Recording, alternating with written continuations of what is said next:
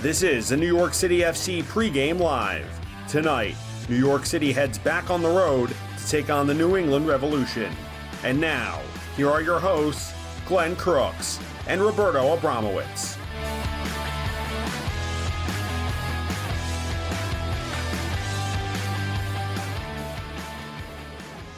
Indeed, Gillette Stadium in Foxboro, Massachusetts. Welcome, everybody, as it is Patriots Day, commemorating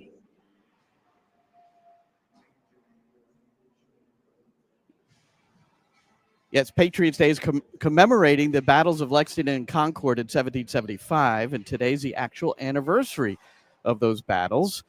So it's celebrated today, but of course they've moved it to Monday as of, well, not of course, but since 1969, so that they could run the Boston Marathon, and the Boston Red Sox play at 11 a.m., and they don't acknowledge this game at all, Roberto. And hello, how are you? I'm Glenn Crooks. There's Roberto Abramowitz. We're going to be presenting the radio commentary, Roberto on the Spanish side and myself on the English side.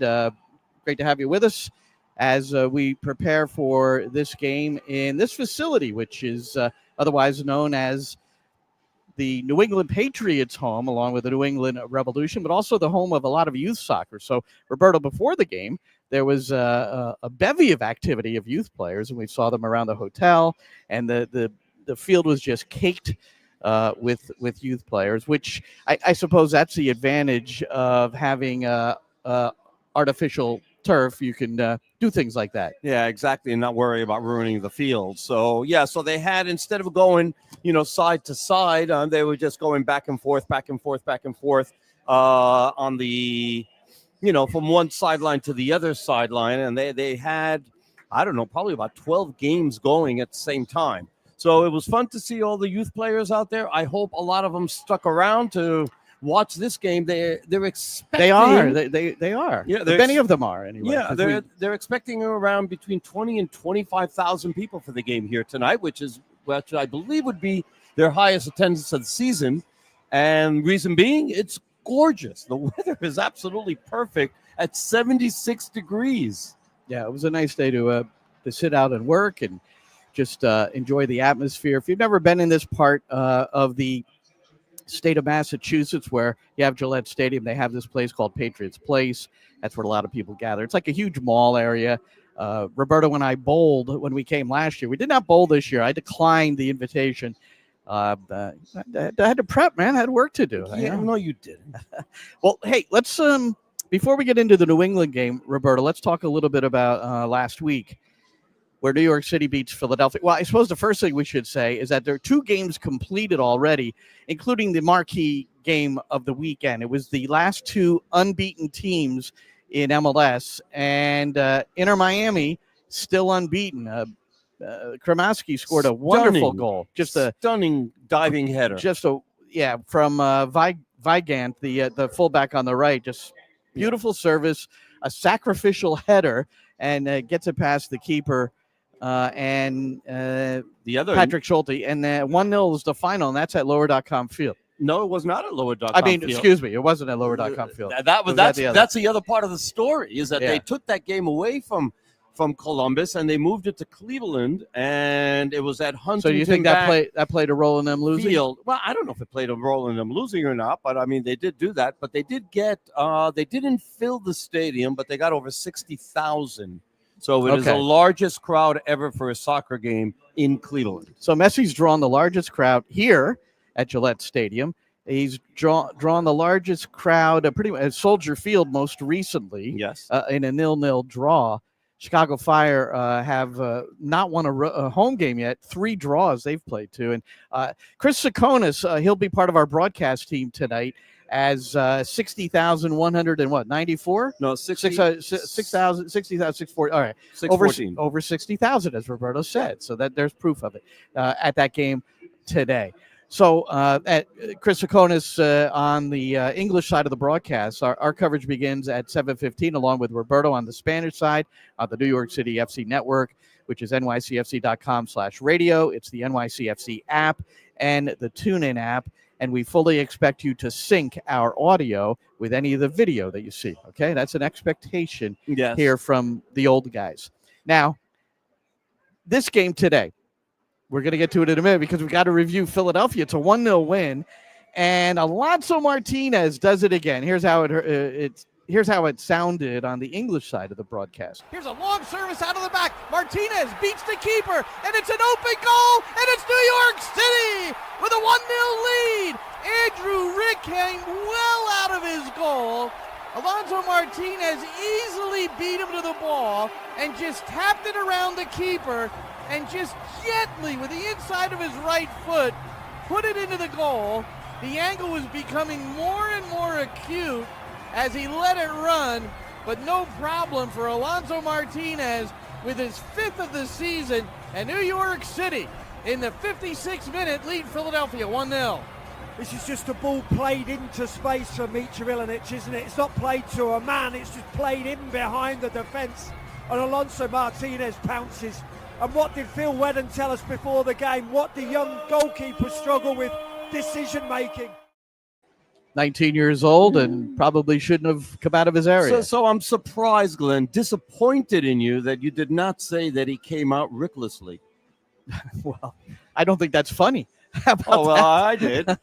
I did. But anyway, he was terrible on coming out. He never should have left his line. I've got a treat here for you, Roberto. So I've pulled a more extended clip of that goal because I'd really like to break down how it started, where New York City won the ball and then they built out. Okay. So here it is, and we could talk over this. Okay.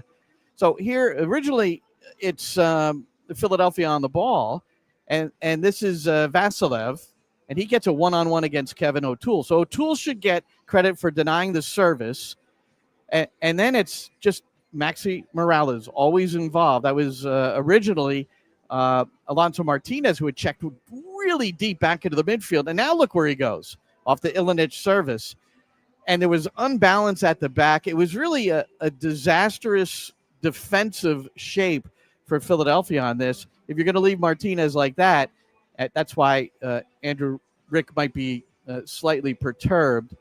But again, as always, and there, that's the point, Roberto. Yeah, he's in the middle.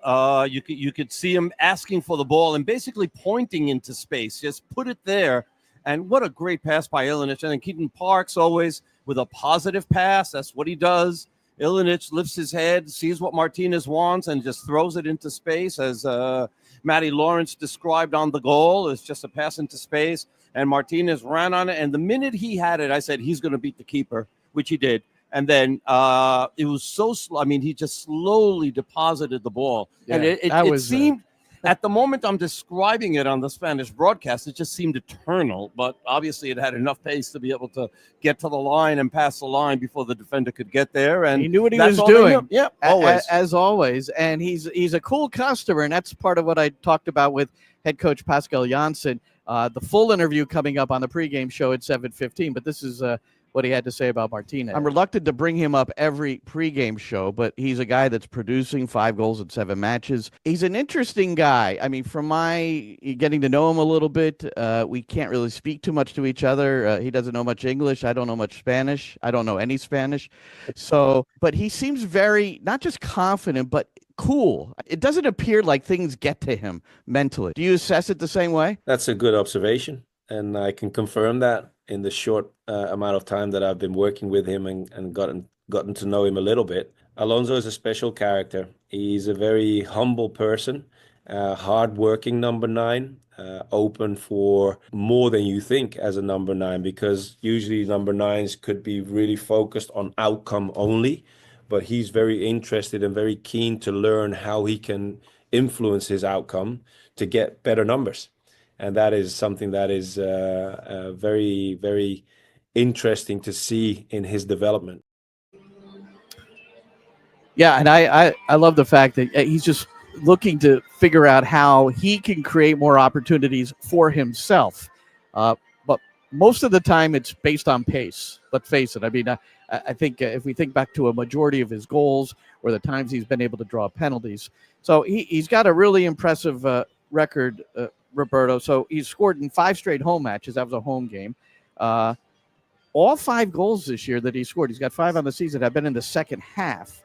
And now 24 goal contributions total in 36 regular games that he's played for New York City FC. So, I mean, he's put his stamp on this thing. Without a doubt. I mean, he is a lethal goal scorer. I mean, you're talking about pace and all that. What I like about him is that he's explosive.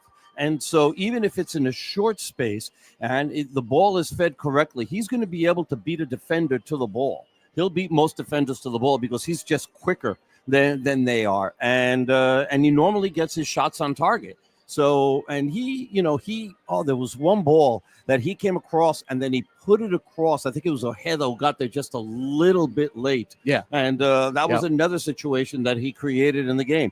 So, I mean, for New England, who is coming out with a back three for today, they're going to have to be really, really careful with him because if not, he's going to exploit any mistake or any room that they wind up giving him. Yeah, this will be just the second game that Caleb Porter has presented this back three. But let's continue a little bit more with the theme now to Maxi Morales, who was in the middle of that goal, as he very often is. But it's the idea that Maxi has to be managed, and then what happens next. So that was also addressed with Pascal Janssen here from the pregame. Is it fair to say your team is playing two ways, with Maxi and without? Yeah, up to a certain extent it is, of course, because Maxi is by far our best number 10. That doesn't mean we have other ideas for other players. I think I mentioned it last week coming out of the Philly game, is that for Fernandes, we're also trying to develop him in different areas on the pitch, which is closer to the role of a number 10 as well. I was very interested in that post-game comment. So indeed, you're taking a pretty serious look at that, and I believe you also mentioned Hannes Wolf, who you've already placed there, and then you mentioned Johnny Shore. I don't know if you had number 10 in mind with him, but is that Yeah, it is. If you go back to our preseason matches, there's also a few moments where Johnny was one of the most offensive midfield players. So those are the three characters that I have in mind in order to help and progress and develop in different areas on the pitch. And but for now, like I said, Maxi is our number 10. All right. So Julian Fernandez, he's on the bench at the start today. Now we'll get to the 11, but interesting that there's that thought that maybe he can play centrally. Johnny Shore at Coachella, yes, indeed, he played in a more attacking role in the midfield at times, so he's thinking of that. And that could well be the adjustment today. But Roberto, talk about how you might see the front line play today. Monsef Bakrar is getting a start with Alonso Martinez and Hannes Wolf. This happened a couple of times in preseason as well. Yeah, so Keaton Parks isn't 100%. He's on the trip. He didn't practice on Thursday when we were there to watch practice. He didn't practice. I guess he practiced on Friday, and it was satisfactory enough for him to be able to make the trip here to New England. So he was on the plane. He's here. He's in the 20 because no longer 18s. I slip every now and then. Yeah, I know. Well, we're old. That happens. But so he's definitely on the bench. But New York City not only switches players and Bakrar comes in, and that's the only lineup change, but it also switches formations. And so instead of New York playing with a 4-2-3-1, which is how they customarily start a game, they're starting with a 4-4-2. And we're going to see Bakrar playing a little bit to the side, maybe behind. He's going to be maybe every so often he'll switch with Martinez, but it's going to be Ojeda on the left. It's going to be Hannes Wolf on the right. Shore and Morales are going to be in the middle. And then we're going to see a variety of where Bakrar moves to be able to spread out and try to challenge that New England defense. Yeah, in the preseason, it was more of a left wing for Bakrar, but then he would tuck in and look like a two front. So we'll try to monitor that shape throughout the broadcast. Johnny Shore, though, if it does run like that, he's got a massive responsibility in there. He's pretty much the lone midfielder, with Maxi Morales certainly going to have some freedom to play the playmaking role for New York City. So I'm very curious as to how that all rolls out. Johnny Shore, who just turned 18 on April the 13th. We got a chance to wish him a happy birthday on the plane. So the question to you, Mr. Coach, is because let's remember that's what you used to do before you did this.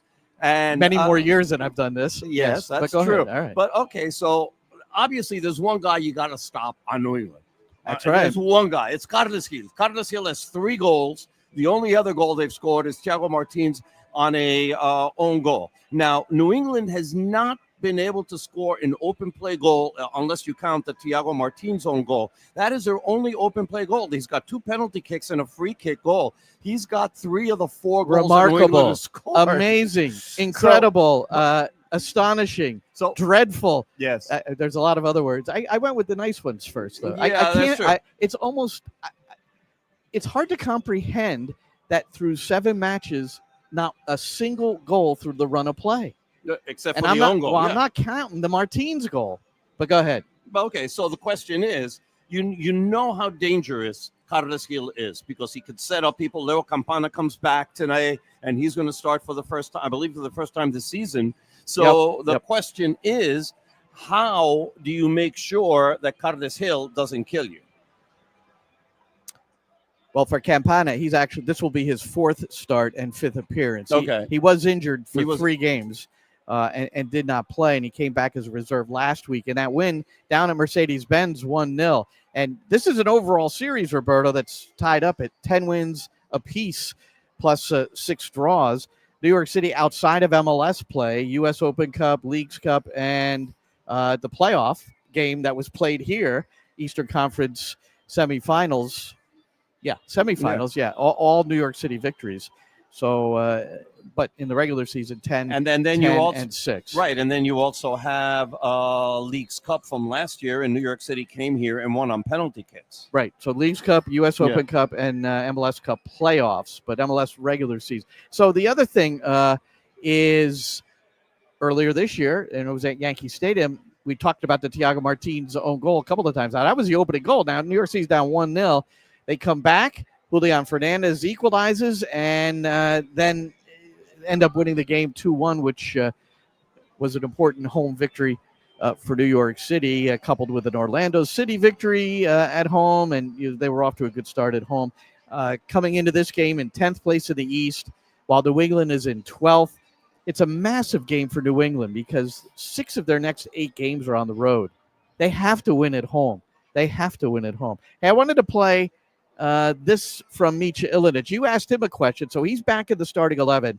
And for Ilinic, assist last game, he's only had 2 other assists, and they were in 2023 in back-to-back games, very early in his career. So it's been a long time coming for Ilinic. And you asked him a question in the presser about his, where he thinks his game has grown. Yeah, yes. All right, let's see what he says. I would say in every aspect a little bit. Obviously, when I came, I just turned 18, and like coming from Slovenian league, coming to here was huge difference for me. And yeah, I had a lot of a lot of things to work on. Especially, I would say my defending. Like my first year, I thought there were many situations where or I got caught up behind, or maybe 1v1, I was not at the level. But I think this improved a lot. Also in the final third, I would say I got more, how can I say, when I go with the intention to help the team. Sometimes in my first year, I felt like I just go to go, you know what I mean? So yeah, I would say I improve in every aspect of the game, and yeah, but I'm still 20 years old. There is many areas to improve, and I need to go every training, every game with this mentality, because yeah, this is the only way to improve. Let's say when I go to the final third, I want to, when I cross, I want to score every cross. When I shoot, I want to score every goal. But this is just not how it is in reality, you know. But yeah, also in defending, I would say I can and I need to block more crosses. Maybe sometimes be more aggressive in 1v1. So yeah, it's many areas that I can still improve, and I can just get benefits from it. So you know, always can be better, and I think this is what I work on. And there he was, Micha Ilinic from earlier this week. He had 3 shots tied for the team lead against Philadelphia. Couldn't put it on goal, and this year has a goal and an assist, and he is getting better on that side of the ball. And like you said, he's only 20 years old, so he's actually forgiving himself for the fact that he's still a youngster, and he's got there's a fellow Slovenian on the opposite side, Ivacic, who's starting a goal for New England. Slovenian mates. Oh, there you go. Yeah, there you go. They'll say hello after the game, I'm sure. I'm sure they will. Here's one, Roberto. Yeah, we have I already when we were talking about Alonso Martinez, this made sense. Roger, I'm sure you're very proud of Alonso. Yeah. And why not the Aussies? I don't know what time is it in Australia? But go New York City FC. That's great to have you with us. I hope you'll join us on the network, on the TuneIn app. You can catch us in Australia. So go get the TuneIn app. It's on the New York City FC network. I don't know how nycfc.com/radio works in Australia. Hopefully, I'm sure it works fine. All right. So we'll do that too. All right. I want to show you this. I thought this was a fun picture because there's other mates that are out here today. And that right there is Agustin Ojeda and Thomas Shankalai. They played together at Racing Club a few years back, and here's a photo of them. 2022, I believe, is that photo. Oh, okay. It's off somebody's Instagram. Yeah, that you stole, yes. So I hope I don't get in trouble for that. Nah, I'm sure it's fine. I'm sure they're not going to come after you for rights. The other thing... If they do, by the way, it's his broadcast. I just want to make that very, very clear. Maybe I should say that in Spanish. It'll be, we don't have much time. I wanted to spend look. Hopefully, you recognize us from our weekly podcast, also NYCFC Views. Roberto is filling in for Matty Lawrence today here on NYCFC Pregame Live. But we talked extensively about the Kevin De Bruyne possibility, as the Athletic has placed New York City FC among 4 teams total in MLS that has at least inquired about De Bruyne, who recently announced that he'll be leaving Manchester City at the conclusion of this season. So we really can't, we don't have time to talk much about it here. But if you go back, the podcast is available on all the podcast places. Go to our social media stuff and you'll find it there. The last thing I wanted to say, because we play so many games there. Yeah. Look, that is April the 19th. No, that's April 18th, 1923. Opening day at Yankee Stadium. New York Yankees, the house that Ruth built. And I just love that photo because of the cars mostly. But what kind of camera did you use to take that photo? I did dig this out of, I don't know. I just went Google Yankee Stadium opening day 1923, and this is what popped up. This looks like it's like you're falling off a cliff there to the right. So 102 years old, Yankee Stadium. Although that actual building was torn down, and now we have the more modern Yankee Stadium. But all in that same little site there in the Bronx. I have to tell you, I live very near Yankee Stadium, and I would drive up the Harlem River Drive to go home all the time. And to watch the old Yankee Stadium being torn down, it broke my heart. Every single day that I would drive by and I'd see a piece missing, and seeing a building being torn down is horrific. And then seeing I'm glad I did. May 18th, 1967. Came home from my paper route. My father said, "Hop in the car, bring your mitt." I had no idea what he was talking about, and we drove to the Bronx. That was my first Yankee game. Oh, there you go. Against the Minnesota Twins. Horace Clark led off for the Yankees, and Mickey Mantle didn't play. That was really tough, but he was close to the end of his career. His knees and occasionally his activities the evening before wouldn't permit him to play in some games. Activities the evening before. Whatever that might be. This is before he opened Mantle, by the way. Yeah. By the way, New York City has 250 fans that traveled as far as the supporters are concerned. Nice. They came in buses and all that, which is very, very cool. They're up there to the right. They've actually filled that area. You're going to be able to hear them during the broadcast. There's no doubt. Unfortunately, my camera angle, I do not have panning capabilities. Yes, you do. Well, I can. All right, you can. Go ahead. I can definitely do this. Right. You have a camera? Right, I'll let you know. Hold on. Let me make it bigger. Hold on. You have a cameraman this time. All right. Turn it. How's it going? Great. And then right there. Stop. So to the left of the scoreboard, you can see that pack of people. Those are New York City supporters. As Roberto said, 250 strong, making the trip here to Foxboro, Massachusetts. Can I do this? Hold on. Let me see if I can make this bigger. No, I don't think so. I've never tried, though, because I can't. All right, we got to get out of here. A little bit. We got to get out of here. All right. All right. We're both on the air in 5 minutes. Yes, we are. So Roberto Abramowitz and Ariel Hudas will have the Spanish commentary for you. You go to the same site, nycfc.com/radio on our network. You get the Spanish commentary. I'll have the English commentary, and it all begins at 7:15 with a pregame show, and kickoff is at 7:40. NYCFC Views is our weekly podcast, so please tune in there. And always a fun time with Roberto on that one. Well, for you, it's going to be a different broadcast today because Matty Lawrence is out doing Apple TV, and good for him. And we're very happy for very Matty. Very proud of Matty. He got called in to do Apple, which is great. And so you're going to be working alone today. So I am working alone. You'll have Chris to help you at halftime, which is good. So happy to see that. But if you need anything, I'm right next door, right over there. Okay. I'll be there without you. Yeah, I get to do that next week, by the way, in Toronto. All right, well, just keep sending me notes. All right, for Roberto, I'm Glenn. Thank you so much for joining us, and look forward to chatting with you in a couple of minutes. The New York City FC Network. Enjoy the game, everybody.